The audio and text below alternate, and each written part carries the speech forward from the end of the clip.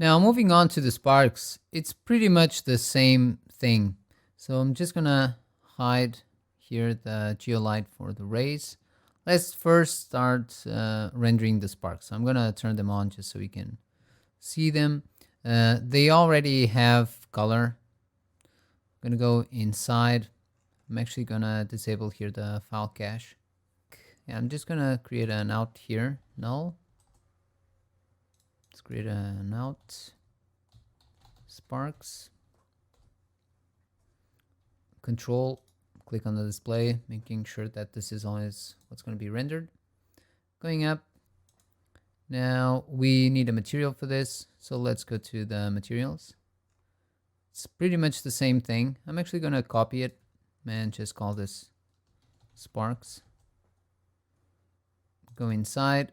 The difference is that we only need the color. None of this is necessary. Okay, going up. So this will be our sparks. I'm going to increase the intensity to 4. And on the render, going to the output, let's click F just to frame what we have. I'm going to create a new mantra. Or we can actually just copy one from here. Just disconnect this one. Mantra sparks.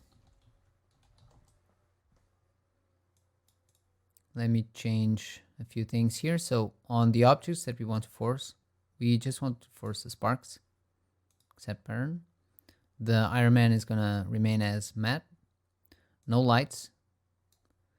Here on the images, I'm gonna switch the name of the file to sparks. And that's basically it. If we go to the render view and we select this ROP and hit render, we should have the sparks and only the alpha of the sparks. Okay, we have our sparks. We only have the alpha for the sparks. And we could talk about motion blur. For this type of object, it could make it would be kind of important to have them track properly based on the motion. So what we can do to render with motion blur, all you need to do is go here to mantra and allow motion blur. And that's going to take care of rendering motion blur. In this case, the camera is moving, so that's going to generate motion blur. And you also have the fact that these have velocity. So if you go to your object, your sparks object, here on the final thing, the final geometry that we're going to be rendering, go to the scene view, expand the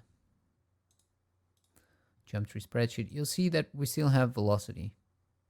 They all have velocity. So all you need to do is to go here to the render, and here on sampling, geometry velocity blur, you can say velocity blur. And that way it's gonna use the velocity of the points as a way of rendering this out and generating the motion blur. So if I'm gonna just do a small region here. So we should have motion blur now.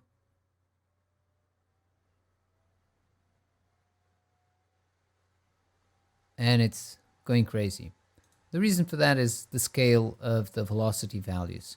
But that's an easy fix. If you want to take care of that, all you need to do is come here, create a point wrangle, and just scale down the velocity. So we'll say that our velocity is going to be times equal 0.1, 10 times smaller, and that should do the trick. I'm going to scale val. Let's go up. Let's hit render and see if that works better.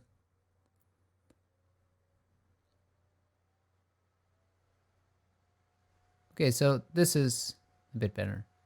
We have kind of a nicer streak compared to this version. This is kind of more interesting.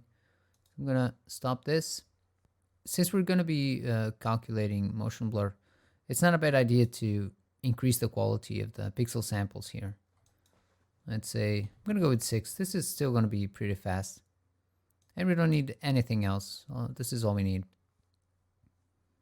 So you could go ahead and just hit render to disk, and this will be rendering out the mantra sparks. So now we have the sparks here, and this is what we have. So I was noticing all the sparks had pretty much the same color, and I was wondering why that was, because if you look at the geometry of the sparks, you'll notice that we should have more variation here. Okay, we had these variations applied to the sparks, but it's just not, it wasn't showing up on the render. And the reason for that is pretty obvious. I didn't apply the material that we created. So here on the material, I'm going to switch this to sparks, the material that we created. And here on the render view, we should notice a big difference. We'll have more variation and more interesting tones as well. Okay. So, good lesson. Don't forget to apply the materials. Same way we needed to have lighting for the rays, we will also need to have the light effect of the sparks on the surface of Iron Man. So I'm actually going to copy this one. Just disconnect it. And I'll call this sparks lighting. Sparks lighting. The setup is going to be pretty similar. So going to the object space, I'm going to create here a copy of this. And the difference is going to be called geolight sparks. What's going to change is essentially the geometry. So here on the geometry, we're going to be grabbing the sparks instead. So here, sparks, out sparks. And here on the material, we're going to be using the sparks material. And it's done. So now we go to the out context. And here on the mantra sparks lighting, we're going to switch the name, sparks lighting. We're going to also need these two. And on the objects parameters, we're going to force objects Iron Man, but the lights that we want to force is just the sparks. Accept pattern. And I'm going to go ahead and hit render to disk and be right back with the result. So this is the result of the sparks lighting on the surface of Iron Man. Took a while to render this, as was to be expected. It's looking good, and it should give us a really important effect to bring everything together on the composition. So that takes care of the sparks, and we can move on to the smoke.